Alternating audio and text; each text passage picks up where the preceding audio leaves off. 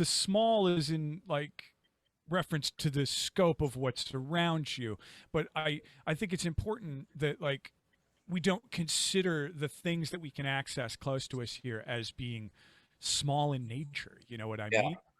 I often think of this idea that Bob Boilen from NPR's All Songs Considered floated once, where he was just like, I don't like the term local music. It sounds quaint. It sounds homespun. It sounds less than.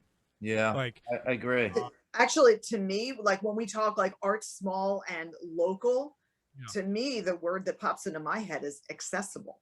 Yeah, absolutely, Yeah. absolutely. It is immediately. I mean, lots of things are immediately attainable right now, but like you can not just when it comes to music, which is something I can speak on. Not only can you obtain the music easily, you've got your larger delivery systems for that. I think Bandcamp is one of the better ones in terms of like larger. I mean, Bandcamp is a multinational corporation, but like in terms of how they let artists get their stuff out, Yeah.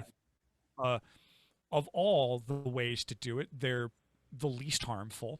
Yeah. Um, I mean, we have to be realists at times. I can't go start my own internet related distribution thing just for my friends to, keep it pure. Like that's exhausting. And, you know, there are places that can do it better than I can.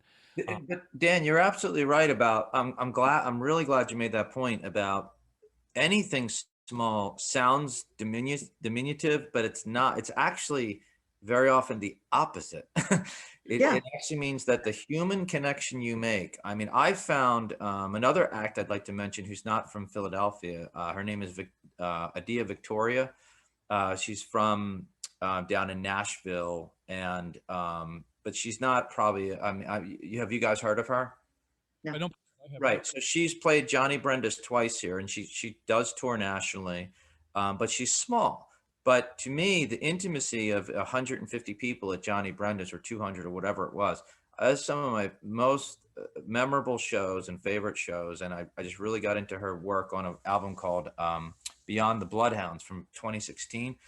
And I think of it as a more nutritious, soulfully more nutritious connection. So it's the opposite. When we do things big, it's very soulless. When we order a package from Amazon, we don't need to see a person to order it. We don't need to see a person even deliver it. We just open the box and there it is. Now, human beings, we know they touched it.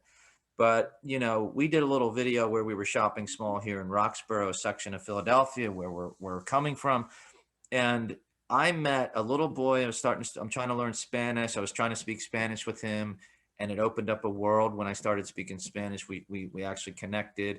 Then we talked to the owners. We know all the names of the people that work there. They know my daughter's name. Everybody knows what's going on.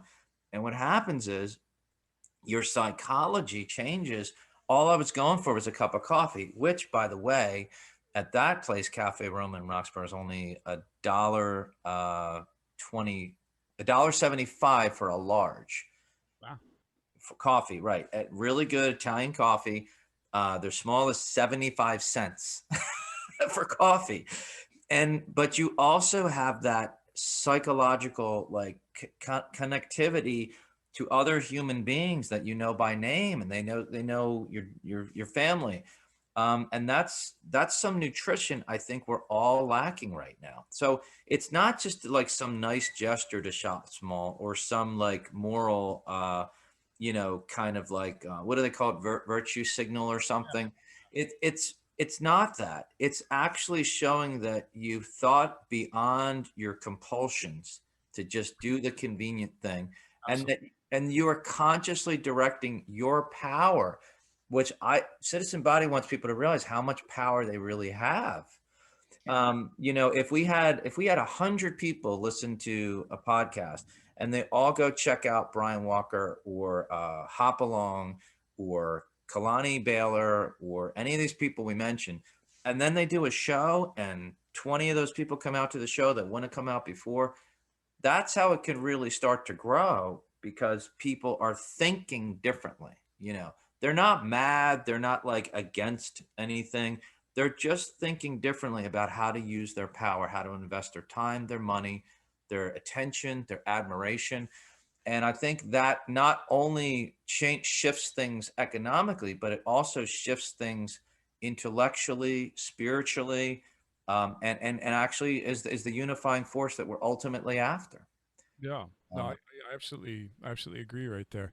And like the fact that like these artists, like you say, going to Johnny Brenda's, going to a small room and seeing either an act from your area or someone coming through. Very often they're on the same bill. You've got some people from where you yeah. are, and then you've got someone coming through, and they're supporting each other. Mhm. You can, for a lot of those shows, like then you go out to the merch table, and there's the person